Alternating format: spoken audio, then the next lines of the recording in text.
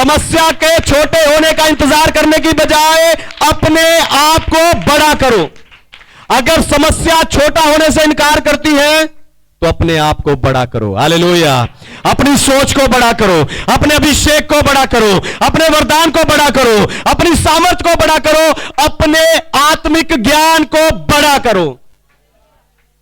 जब आप बड़े होंगे समस्या अपने आप छोटी हो जाएगी।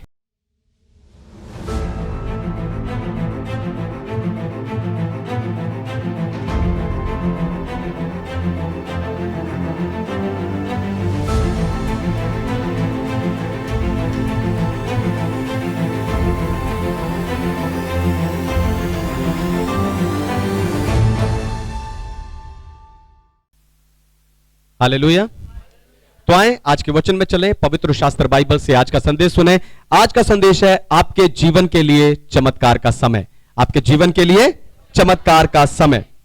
यीशु के बपतिस्मा लेते ही पवित्र आत्मा कबूतर की नाई उन पर उतरा और आत्मा प्रभु यीशु मसीह को सिखाने के लिए जंगल में ले गया। तब मत्ती अध्याय 4 में शैतान यीशु मसीह की परीक्षा करने आता है और उसे कुछ चमत्कार करने के लिए कहता है। लेकिन यीशु शैतान के कहने से एक भी चमत्कार नहीं करते, क्योंकि वो समय उस चमत्कार का समय नहीं था। यही बताकर आज मैं आपको उत्साहित करने जा रहा हूं। लेकिन उससे पहले मैं चाहता हूं कि दुनिया भर से जितने विश्वासी स्पिरिचुअल पैशन असेंबली यानी आत्मिक उत्साह की सभा के संदेश को सुनते हैं, हम जोरदार तालियों से उनका स्वागत करें।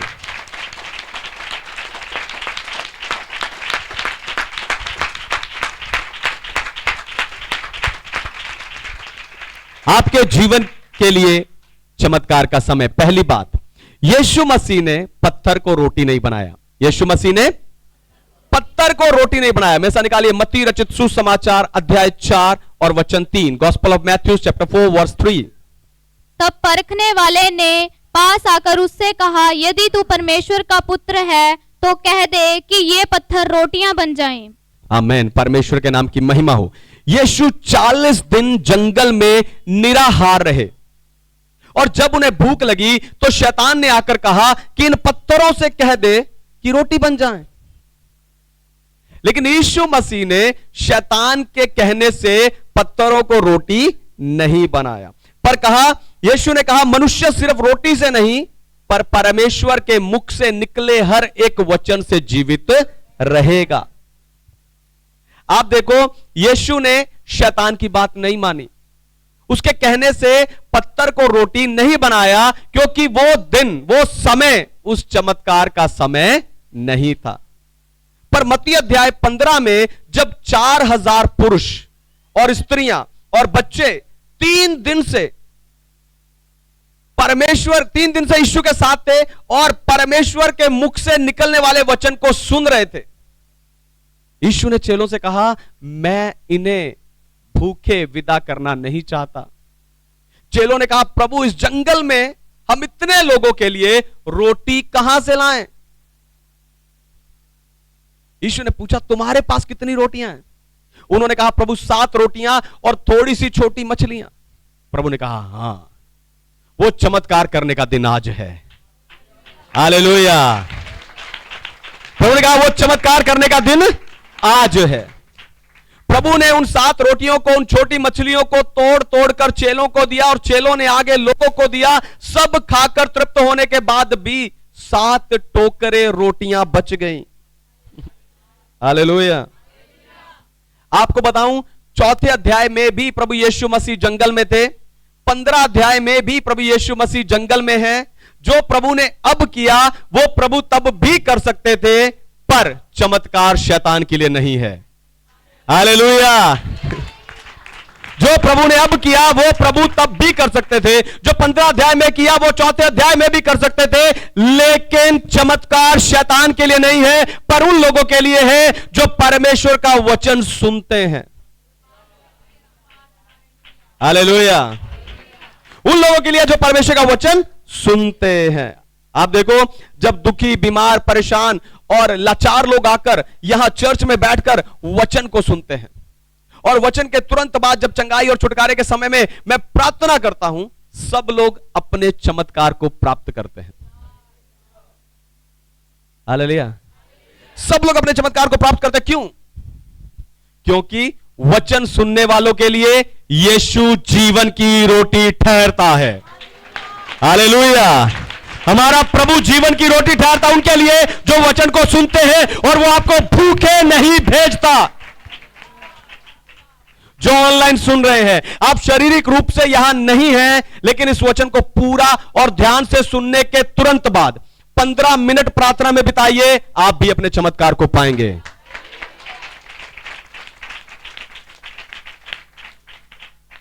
आपके जीवन के लिए चमत्कार का समय। दूसरी बात, यीशु ने खुद को मंदिर के कंगूरे से नहीं गिराया। यीशु ने खुद को मंदिर के कंगूरे से नहीं गिराया। पढ़िए मत्ती रचित सुसमाचार 4 अध्याय 5 और 6 वचन। Gospel of Matthew chapter 4 verse 5 and 6। तब इब्लीस उसे पवित्र नगर में ले गया और मंदिर के कंगूरे पर खड़ा किया और उससे कहा, यदि तू परमेश्वर का पुत्र है तो अपने आप को नीचे गिरा दे, क्योंकि लिखा है, वह तेरे विषय में अपने स्वर्गदूतों को आज्ञा देगा और वे तुझे हाथों हाथ उठा लेंगे, कहीं ऐसा ना हो कि तेरे पांव में पत्थर से ठेस लगे। आमेन। परमेश्वर के नाम की महिमा हो। शैतान यीशु को मंदिर के कंगूरे पर ले गया और वहां से यह कहकर छलांग लगाने के लिए कहा कि तेरे बारे में लिखा है कि पत्थर से ठोकर लगने से पहले स्वर्गदूत तुझे अपने हाथों में उठा लेंगे। हालेलुया। लेकिन यीशु ने शैतान के कहने से छलांग नहीं मारी, पर कहा कि लिखा है, तू अपने परमेश्वर, अपने प्रभु, अपने परमेश्वर की परीक्षा ना करना। आप देखो, यीशु ने शैतान की यह बात भी नहीं मानी, क्योंकि वो समय चमत्कार का समय नहीं था। आपको बताऊं, अपनी सेवा के दौरान प्रभु यीशु मसीह जंगल में चले, पहाड़ों पर चले, पानी पर चले, पर उन्होंने कहीं भी ठोकर नहीं खाई। हालेलुया। अपनी सेवा के दौरान प्रभु यीशु मसीह जंगल में चले, पहाड़ों में चले, पानी पर चले, पर उन्होंने कहीं भी ठोकर नहीं खाई। चेलों ने ठोकर खाई, पत्थरों से लड़खड़ाया, डूबने लगा, यीशु ने हाथ पकड़कर उसे बचाया। यहूदा इस्करियोती ने ठोकर खाई, पूरा ही फिर गया। प्रभु यीशु मसीह ने जहां जहां चले कहीं भी ठोकर नहीं खाई। शैतान ने प्रभु यीशु मसीह के सामने कई रुकावटें रखी होंगी, लेकिन प्रभु कहीं भी नहीं लड़खड़ाए। और यहां शैतान प्रभु यीशु मसीह को 450 फुट ऊपर ले गया। शैतान ने प्रभु यीशु मसीह के सामने 450 फुट बड़ी समस्या खड़ी कर दी। हालेलुया। आपको बताऊं, यहां से प्रभु यीशु मसीह के जीवन का और उनकी सेवकाई का एक नया पड़ाव शुरू होने जा रहा था। बपतिस्मा लेकर, पवित्र आत्मा से भरकर, यहां से प्रभु यीशु मसीह अपने जीवन का और अपनी सेवा का एक नया पड़ाव शुरू करने जा रहे थे। और जब नया पड़ाव आता है तो उसके साथ नई चुनौतियां भी आती हैं। जब नया पड़ाव आता है तो उसके साथ नई चुनौतियां भी आती हैं। जब आपके सामने नया पड़ाव आता है, जब आपके सामने नया मौका आता है, जब आपके सामने नया लेवल आता है, तो आप उसके साथ आई चुनौतियों को, उन चुनौतियों की ऊंचाई को देखकर रुके रहते हो। आप उन समस्याओं का या उन चुनौतियों के छोटे होने का इंतजार करते रहते हो। इसीलिए आप में से बहुत से लोग जिंदगी में कभी भी कुछ भी नहीं कर पाए। हालेलुया। नए मौके प्रभु ने दिए, नए लेवल प्रभु ने दिए, नए पड़ाव प्रभु ने दिए, लेकिन आपने उनके साथ आई चुनौतियों की ऊंचाई देखकर रुके रहे। आपने सोचा ये छोटी होंगी फिर करूंगा, ये खत्म होंगी फिर करूंगा, ये हटेंगी फिर करूंगा। हालेलुया। इसलिए कई लोग जीवन में कुछ भी कभी भी कर नहीं पाए। पर आपको बताऊं, समस्या के छोटे होने का इंतजार करने की बजाय खुद को बड़ा करो। हालेलुया। हालेलुया। समस्या के छोटे होने का इंतजार करने की बजाय अपने आप को बड़ा करो। अगर समस्या छोटा होने से इनकार करती है तो अपने आप को बड़ा करो। हालेलुया। अपनी सोच को बड़ा करो, अपने अभिषेक को बड़ा करो, अपने वरदान को बड़ा करो, अपनी सामर्थ को बड़ा करो, अपने आत्मिक ज्ञान को बड़ा करो। जब आप बड़े होंगे समस्या अपने आप छोटी हो जाएगी। हालेलुया। जब आप बड़े होंगे समस्या अपने आप छोटी हो जाएगी। मैं घोषणा करता हूं, हालेलुया, रबना शंदलरा सखेरु दोनों, मैं घोषणा करता हूं कि आज इस सभा के वसीले आपका विश्वास आपके डर से बड़ा होगा। रदंदल अबरुसो क्रोतोना शंद सखरदम बेदे। आपके जीवन के लिए चमत्कार का समय। तीसरी और आखिरी बात, यीशु ने राज्य और वैभव के लिए शैतान को दंडवत नहीं किया। यीशु ने राज्य और वैभव के लिए शैतान को दंडवत नहीं किया। पढ़िए मत्ती रचित सुसमाचार 4 अध्याय उसका 8 और 9 वचन। Gospel of Matthew chapter 4 verse 8 and 9। फिर इब्लीस उसे एक बहुत ऊंचे पहाड़ पर ले गया और सारे जगत के राज्य और उसका वैभव दिखाकर उसे कहा, यदि तू गिरकर मुझे प्राण करे तो मैं ये सब कुछ तुझे दे दूंगा। आमेन। परमेश्वर के नाम की महिमा हो। तो शैतान यीशु को मंदिर के कंगूरे से भी ऊंचे पहाड़ पर ले गया और वहां से उसे सारा राज्य और वैभव दिखाकर कहा कि अगर तू मुझे दंडवत करे तो यह सब मैं तुझे दे दूंगा। पर यीशु ने शैतान को दंडवत नहीं किया। यीशु शैतान के आगे नहीं झुके, उल्टा कहा कि तू अपने परमेश्वर को प्रणाम कर। लिखा है तू अपने परमेश्वर को प्रणाम कर और केवल उसी की आराधना कर। और बाइबल पढ़ने वाले सब लोग जानते हैं कि अपने पूरे जीवन प्रभु यीशु मसीह सिर्फ परमेश्वर के आगे ही झुके हैं, सिर्फ परमेश्वर की आराधना की है, सिर्फ परमेश्वर की सेवा की है और सिर्फ परमेश्वर की इच्छा को पूरा किया है। इसलिए मत्ती अध्याय 28 में प्रभु कहते हैं, स्वर्ग और पृथ्वी का सारा अधिकार मुझे दिया गया है। आप देखो, शैतान की आराधना करता, शैतान के आगे झुक जाता तो सिर्फ धरती का राज्य और वैभव मिलता, लेकिन परमेश्वर की आराधना करने से स्वर्ग और पृथ्वी दोनों का अधिकार मिल गया।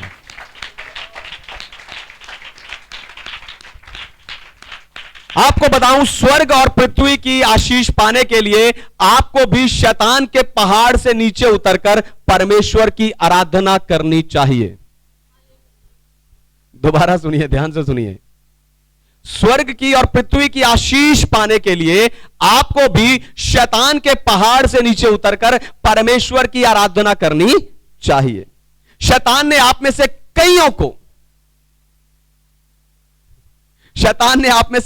कईयों को ऊंचे पहाड़ पर खड़ा कर रखा है, घमंड के पहाड़ पर खड़ा कर रखा है, लालच के पहाड़ पर खड़ा कर रखा है, पाप के पहाड़ पर खड़ा कर रखा और कहा यह सब मैं तुझे दे दूंगा।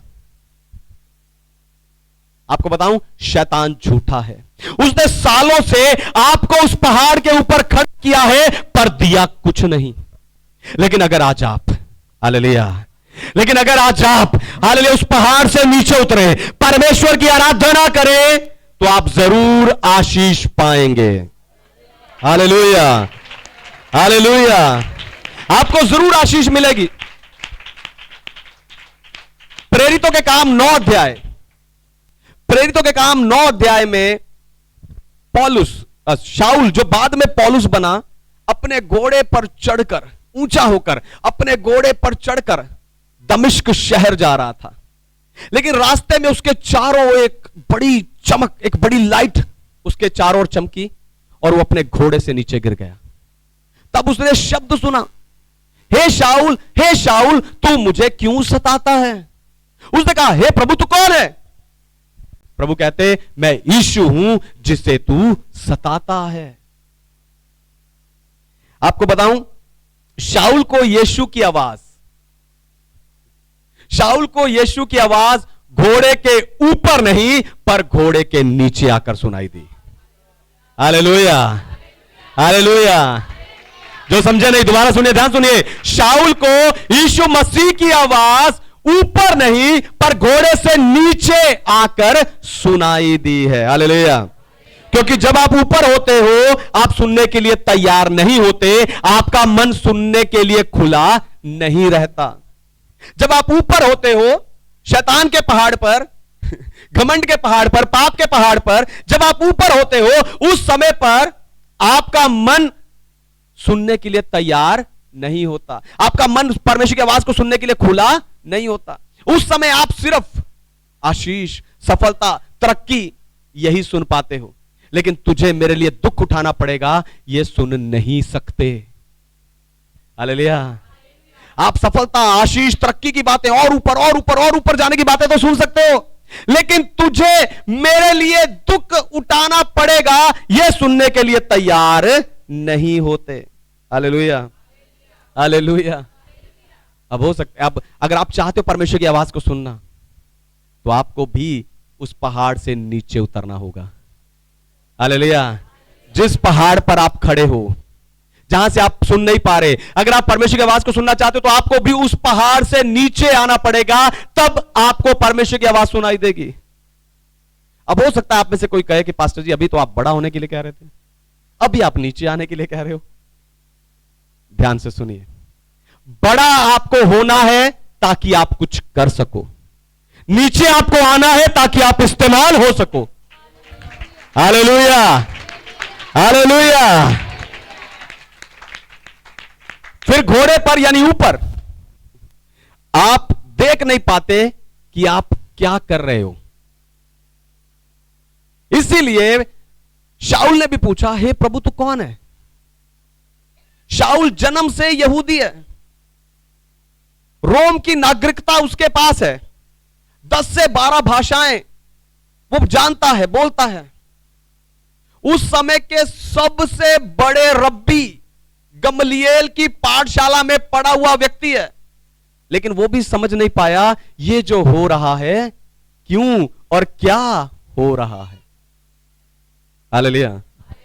जब आप भी ऊंचे पर होते हो आपको भी पता नहीं होता आप जो कर रहे हो क्यों कर रहे हो, आप जहां जा रहे हो क्यों जा रहे हो। लेकिन अगर आप उस ऊंचे से, उस घोड़े से अगर आप नीचे उतर कर आएंगे, तब आपको समझ आएगा कि आप ये जो कुछ भी कर रहे हो अपने आप को ऊपर रखने के लिए नहीं, पर परमेश्वर को ऊंचा करने के लिए करना है।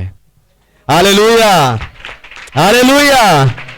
जब आप नीचे आओगे, खुद को दीन करोगे, खुद को नम्र करोगे, तब आप मालूम चलेगा कि ये मुझे खुद को ऊपर रखने के लिए नहीं करना, पर मेरे प्रभु को ऊंचा करने के लिए करना है। फिर घोड़े पर यानी ऊपर आप बदल नहीं पाते, घोड़े पर यानी ऊपर आप बदल। प्रेरितों के काम 7 अध्याय में शाऊल ने स्टिफनुस का प्रचार सुना। स्टिफनुस प्रचार कर रहा था और शाऊल उसका प्रचार सुन रहा था। यहूदी उसे पत्थर मारने लगे, उस पर पथराव करने लगे, और पत्थर मारते मारते भी स्टिफनुस, पत्थर खाते खाते भी स्टिफनुस प्रचार करता रहा। उसका चेहरा स्वर्गदूत के समान चमक रहा था। मरते मरते भी स्टिफनुस ने उसे पत्थर मारने वालों को क्षमा करने की प्रार्थना की। यह सब देखकर भी शाऊल नहीं बदला। हालेलुया। यह सब देखकर शाऊल नहीं बदला, लेकिन जब वो अपने घोड़े से नीचे उतरा, हालेलुया, लेकिन जब वो अपने घोड़े से नीचे उतरा तब उसे समझ आया कि मुझे शाऊल नहीं पौलुस बनना है। हालेलुया। मुझे दमिश्क में शाऊल नहीं जा सकता, पौलुस जा सकता है। जहां आप पहुंचना चाहते हैं, ध्यान से सुनिए, जहां आप पहुंचना चाहते हैं वहां आप तब पहुंचेंगे जब आप भी अपने ऊपर, अपने उस पहाड़ से, उस घोड़े से नीचे आएंगे। क्योंकि जहां आप पहुंचना चाहते हैं वहां आपके अंदर का शाऊल नहीं पौलुस जा सकता है। हालेलुया।